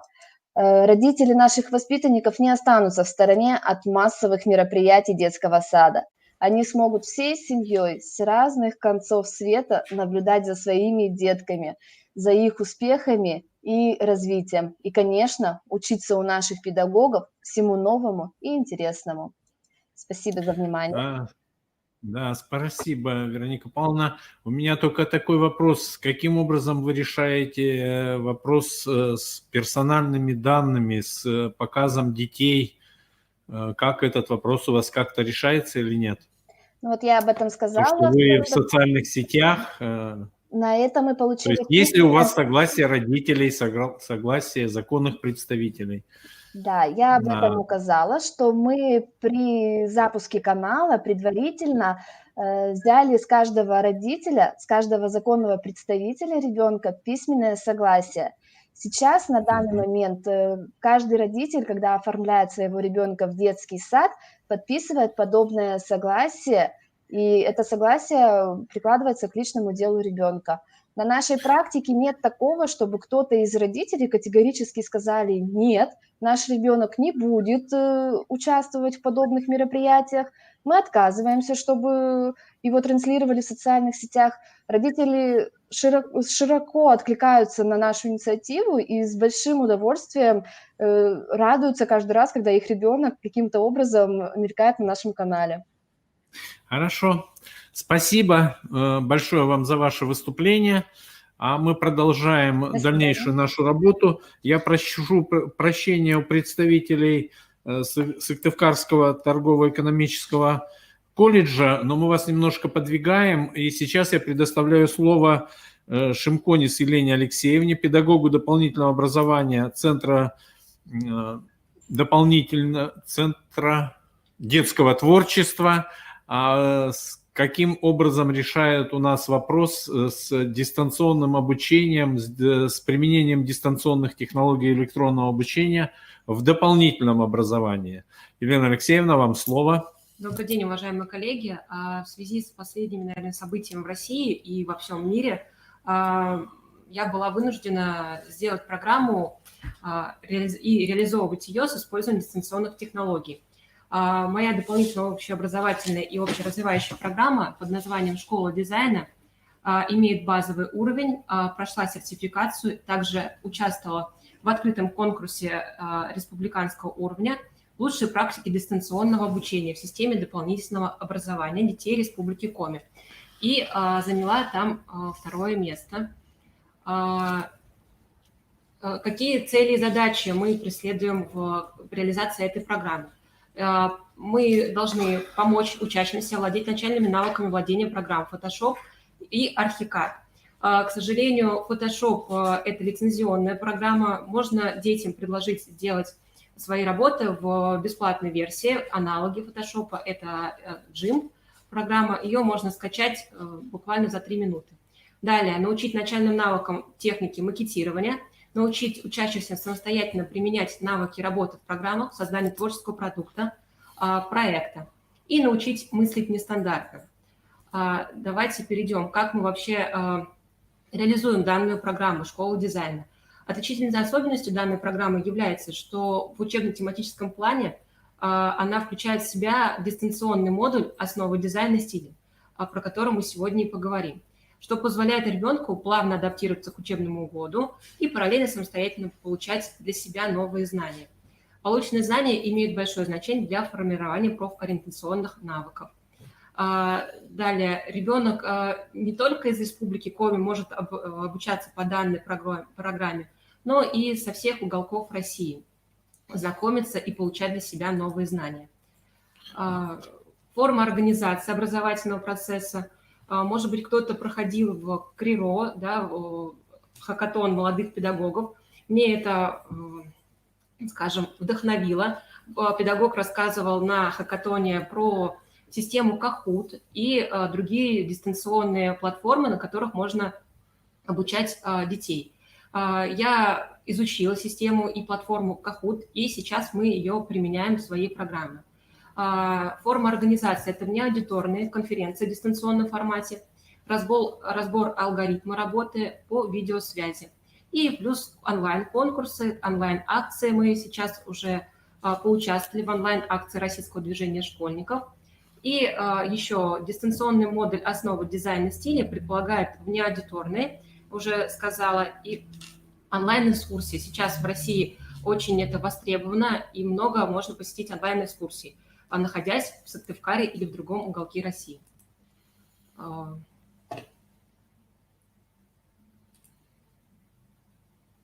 Режим занятий. Занятия у нас проходят 3 академических часа в неделю, 1 раз в неделю. Это 2 часа 15 минут. И по санитарно-гигиеническим нормам дистанционные занятия проводятся по 1 академическому часу 25-30 минут для данного возраста 12-17 лет. И программа, то есть она подразумевает в себя 4 модуля. Это основа дизайна стиля, модуль 2 – декоратор, модуль 3 – дизайнер и 4 – это проект. Сегодня мы подробнее остановимся на 1 модуле, это основа дизайна стиля. Первая моя тема и вообще, мы что в этом модуле делаем? Мы знакомимся с детьми с различными стилями интерьера, такие как Баухаус, Бионика, Авангард, Лофт, Барокко и другие. И применяем их в интерьере. Как мы их применяем? Мы создаем композиционные коллажи в графическом редакторе Photoshop или в GIMP, и дети сами для себя делают проект, сами разрабатывают дизайн-концепцию. На просторах дизайнерских это называется дизайн-борд или композиционный коллаж, вот как здесь написано в презентации. Задача модуля – это дистанционно познакомиться с профессией дизайнер, дистанционно познакомиться с понятиями интерьер, дизайн среды, ландшафтный дизайн, стиль интерьера, дистанционно познакомиться с различными стилями интерьера, освоить базовые навыки работы в программе Photoshop, создать творческие продукты, коллаж интерьера в стиле авангард, барокко, Баухаус, Лофт, Бионика и эклектика. И конечная наша это в стиле эклектика, то есть ребенок сам создает дизайн-проект, дизайн-концепцию самостоятельно. Все материалы дистанционного модуля находятся у меня на активной ссылке, то есть в облаке. Каждый ребенок после прохождения курса может заглянуть по этой ссылке, вспомнить эту программу, какую-то презентацию посмотреть, подчеркнуть для себя еще какие-то знания. Также на этой ссылке находятся все материалы, которые я скачиваю. Это PNG-формат файлы, картинки для детей, которые они потом используют в своем дизайн-интерьере. Первая тема – дизайн. Как мы вообще реализуем? Сначала на платформе Zoom мы все знаем, наверное, что там ограничение 40 минут, но по санитарно-гигиеническим нормам дети должны обучаться в дистанционном формате 25-30 минут. Соответственно, нам этого хватает. На платформе Zoom мы разбираем презентацию. Первый стиль интерьера мы проходили авангард. Мы прошли в качестве презентации, я им рассказала, что такое авангард, история этого стиля. Прошли алгоритм действия, как мы должны собрать этот композиционный коллаж. Вот мы даже можем увидеть этот композиционный коллаж. Дети собирают такие композицию по цветам, сами все определяют. То есть далее мы разбираем вопросы. Я им даю активную ссылку на платформу Kahoot, где они отвечают на тестовые вопросы. Тем самым я проверяю знания ребенка. Каждый учащийся заводит свою личную страничку или также облако, загружает в облако свои работы. Мы проверяем их, разбираем ошибки. Это уже проходит в индивидуальном формате. То есть не аудиторная форма является как групповой, так и индивидуальный формат. Далее у нас идет стиль барокко. Также мы изучаем на платформе Zoom, проходим историю интерьера и разбираем алгоритм действия, как мы будем делать. На презентации представлены работы учащихся. Это стиль барокко и стиль Баухаус. Мы сделали в дистанционном формате. То есть дети и изучают для себя что-то новое, и плюс адаптируются уже к новому учебному году после лета. Дальше стиль бионика и стиль лофт. Хочу заметить, так как наши дети сейчас современные, и им очень понравился стиль лофт, потому что это такой гаражный стиль. Не знаю, очень много откликов от родителей, детей. Мы участвовали в онлайн-акциях, конкурсах именно со стилем лофт. И больше всего этот стиль получился у детей. Меньше ошибок, чем в других стилях. И они его поняли, так как этот стиль современен и актуален в данный момент. Поэтому я призываю к тому, что с детьми надо идти в одну ногу, их как-то поощрять за современные технологии и быть для них, как бы скажем, авторитетом, чтобы они видели в нас современного учителя, который может помочь и понимает их.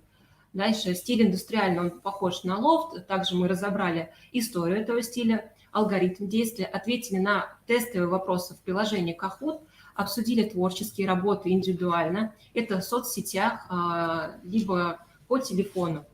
Это уже индивидуальный процесс идет. И далее участвовали в онлайн-конкурсах художественного творчества и мастерства. Также все проходило дистанционно.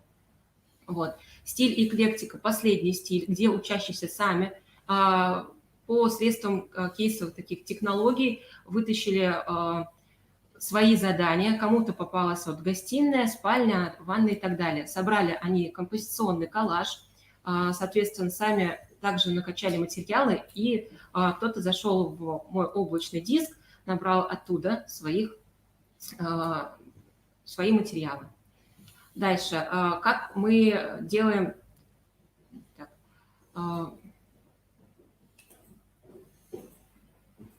кадровое обеспечение. Реализовывать эту программу школы дизайна может педагог, профессиональная компетентность которого соответствует профилю программы. Это обладающий профессиональными знаниями в декоративно-прикладном и техническом творчестве, знающий специфику изобразительного искусства, основы композиции и имеющий практические навыки в сфере дизайна и владеющий программами Photoshop, Archicad, Zoom и их аналогами. Главное, чтобы эти аналоги были бесплатные, чтобы ребенок их мог спокойно скачать и в них заниматься. Образовательные технологии, какие используются в данной программе, это деятельностный метод, Scrum-технология, модульное обучение, проектная деятельность и ИКТ. У нас далее мы организуем формы текущего контроля успеваемости и промежуточной аттестации. Это все происходит в индивидуальном формате. Как это делается? То есть ребенок на свою личную страницу, либо в облачный файл, Google Диск какой-то, все загружает туда все свои работы, и мы уже по критериям оцениваем данные. Может быть, ребенок предоставил не только программные и самостоятельные работы на личном сайте учащегося или на моей странице. Тогда мы ставим ему 3 балла. И далее проверяем теоретические знания, это на платформе Kahoot. Вот еще такие вот работы в конце на дистанционном обучении сделали ребята, вот примеры композиционных коллажей. Вот такой дистанционный модуль, скажем, в этой данной программе под названием «Школа дизайна». Дети, которые... Это модуль актуален в данное время. Во-первых, они подчеркнули для себя свои какие-то новые знания и продолжили обучение в школе, не ходя никуда. И программа, получается, включает в себя еще другие модули. Это декоратор, который мы создаем фотозону как раз к Новому году в школах, в рекреациях. Дети сначала создают в программах набросок, эскиз данной работы, и уже в дальнейшем они реализуют ее руками. Вот такие вот примеры работ в модуле декоратора, во втором модуле. Дети уже начали организовывать и реализовывать данные работы. Вот. Третий модуль, быстро расскажу про оставшиеся модули. Третий модуль – это дизайнер. Мы уже изучаем новую программу для детей «Архикад». Это чертежная программа, в которой мы начертим план помещения и познакомимся с понятиями, такие как визуализация, эргономика, план, пространство и другие. И создадим дизайн-концепцию собственной комнаты. И последний, вот еще сделаем вот такие примеры работ. Это декор для собственной комнаты, для собственного дома. И последний модуль – это проект. Познакомимся с понятием дизайн, концепция, графика, контраст. Освоим техники макетирования и создадим, самое главное, это общественно значимые объекты тематического выставочного стенда к столетию Республики Коми. И презентуем этот проект перед учащимися своей группы. Вот примеры, что мы хотим сделать, это в программе реализуем вот такие стенды. Они будут у нас тематические к столетию Республики Коми. Всем спасибо за внимание. Спасибо, Елена Алексеевна, за предоставленную информацию и то, что и в дополнительном образовании можно, в принципе, использовать и применять технологии дистанционного обучения, электронного обучения. Спасибо большое вам. Ну, а мы продолжаем дальше. Я предоставляю слово сейчас представителям, преподавателям Сыктывкарского торгово-экономического колледжа. Это Мусина Юлия Александровна, Касьян Елена Витальевна и Бутучел Наталья Ивановна. Пожалуйста, вам слово. Вы на связи? Да, здравствуйте, коллеги, нас слышно? Да, мы вас видим. Пока не слышим. Не слышно? Слышно, все нормально. Ага, все. Да, вам слово. Ага. Здравствуйте, коллеги. Мы представляем вашему вниманию доклад на тему особенности применения современных информационных технологий при обучении студентов экономических специальностей. Содержание среднего профессионального образования по специальности определяется образовательной программой, разрабатываемой и утверждаемой организацией самостоятельно в соответствии с настоящим ФГОС и с учетом соответствующих примерных основных образовательных программ. Кроме этого, при разработке образовательной программы организация формирует требования к результатам ее освоения в части профессиональных компетенций на основе профессиональных стандартов. Основная цель вида профессиональной деятельности в области бухгалтерского учета – это формирование документированной, систематизированной информации об объектах бухгалтерского учета в соответствии с законодательством Российской Федерации и составление на ее основе бухгалтерской финансовой отчетности. В современных условиях невозможно подготовить компетентного специалиста без привлечения средств информационных технологий. В каждой из трудовых функций профессионального стандарта бухгалтера описаны необходимые умения в пользовании компьютерными программами для ведения бухгалтерского учета, информационными и справочно-правовыми системами. Поэтому в нашем колледже для формирования общих и профессиональных компетенций обучающихся введен ряд информационных дисциплин, таких как автоматизация бухгалтерского учета, информационная информационные технологии ведения бухгалтерского учета имущества и источников формирования имущества, информационные технологии в профессиональной деятельности и другие. В колледже в рамках информационных дисциплин студентами всех направлений экономического профиля изучается профессиональная прикладная программа 1С предприятия, так как этот программный продукт обладает большими дидактическими возможностями для обеспечения качественного обучения информационным системам и информационным технологиям в сфере учета, анализа и планирования. Учитывая, что статус выпускников учебных заведений на рынке труда существенно повышает наличие у них сертификатов известных фирм-производителей программного обеспечения, фирма 1С уже давно ввела в практику соглашение о сертификации учащихся высших и средних учебных заведений по программе 1С «Профессионал». Обучающиеся колледжа сдают точно тот же экзамен, что и все остальные пользователи, проходящие аттестацию в авторизованных центрах сертификации, и получают в случае успешной сдачи сертификат фирмы 1С. При этом они сдают эти экзамены в родных стенах своего учебного заведения. По профессиональным модулям специальности экономика и бухгалтерский учет по отраслям дистанционное обучение проводится с использованием облачного сервиса 1С предприятие 8 через интернет для учебных заведений. Колледж использует данный сервис с 2013 года, подключившись к нему в числе первых. Сервис не только позволяет студентам выполнять самостоятельные работы и домашние задания в удобное для них время и в удобном месте, но и решает вопрос с обновлением программного обеспечения.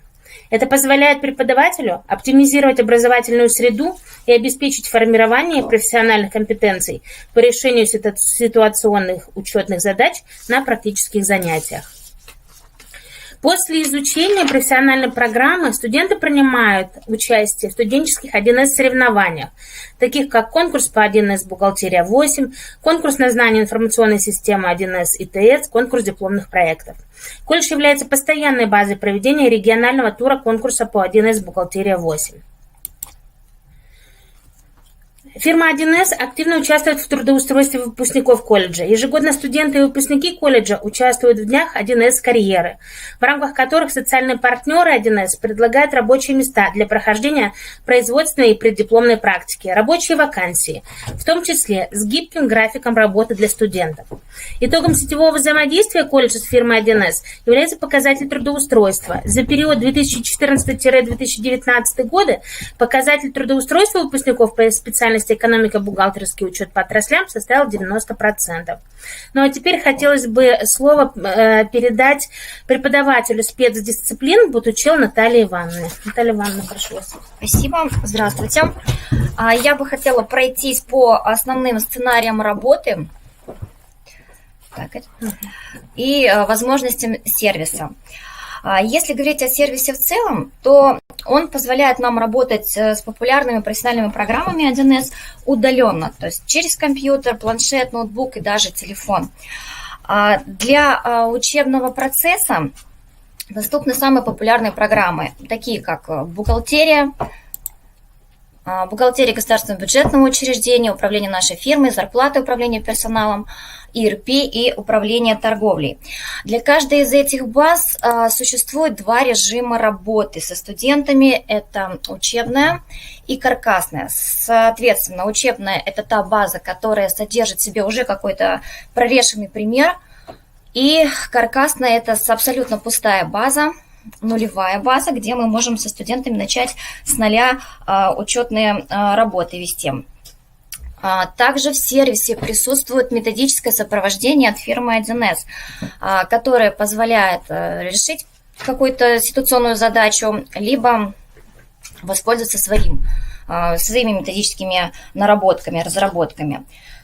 Для организации учебного процесса, учебной вообще деятельности необходима предварительная регистрация в качестве нового абонента.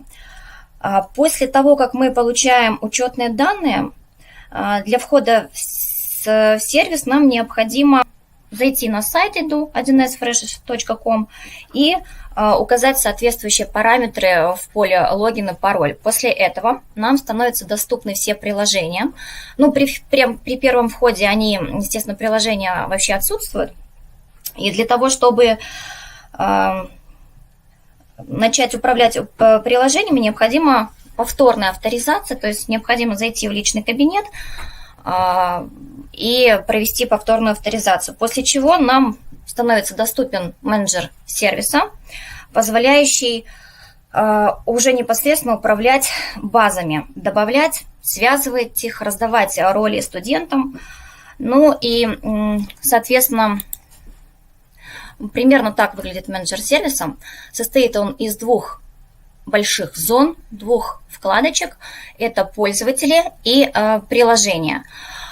Пользователи добавляются довольно-таки просто. Ими управлять не составляет особого труда.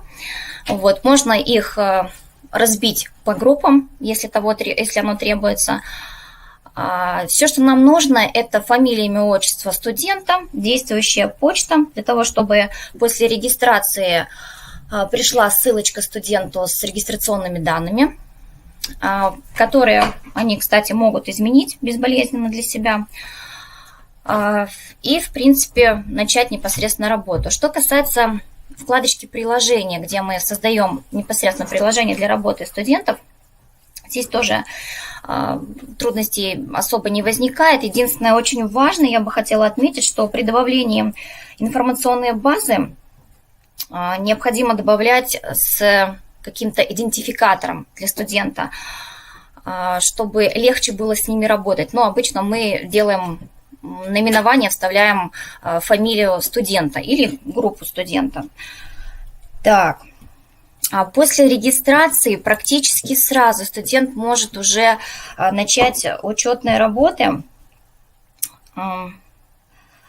И вот сейчас на слайде вы видите две учетные записи преподавателя и студента. В свою очередь, преподаватель видит все приложения, добавленные для своих студентов, а у студента, соответственно, фигурируют только те базы, которым предоставлен доступ к преподавателям. Ну и в личном кабинете как студента, так и преподавателя есть доступ к учебным пособиям. Учебные пособия в данном сервисе представлены по каждому конфигурациям, размещенным в сервисе.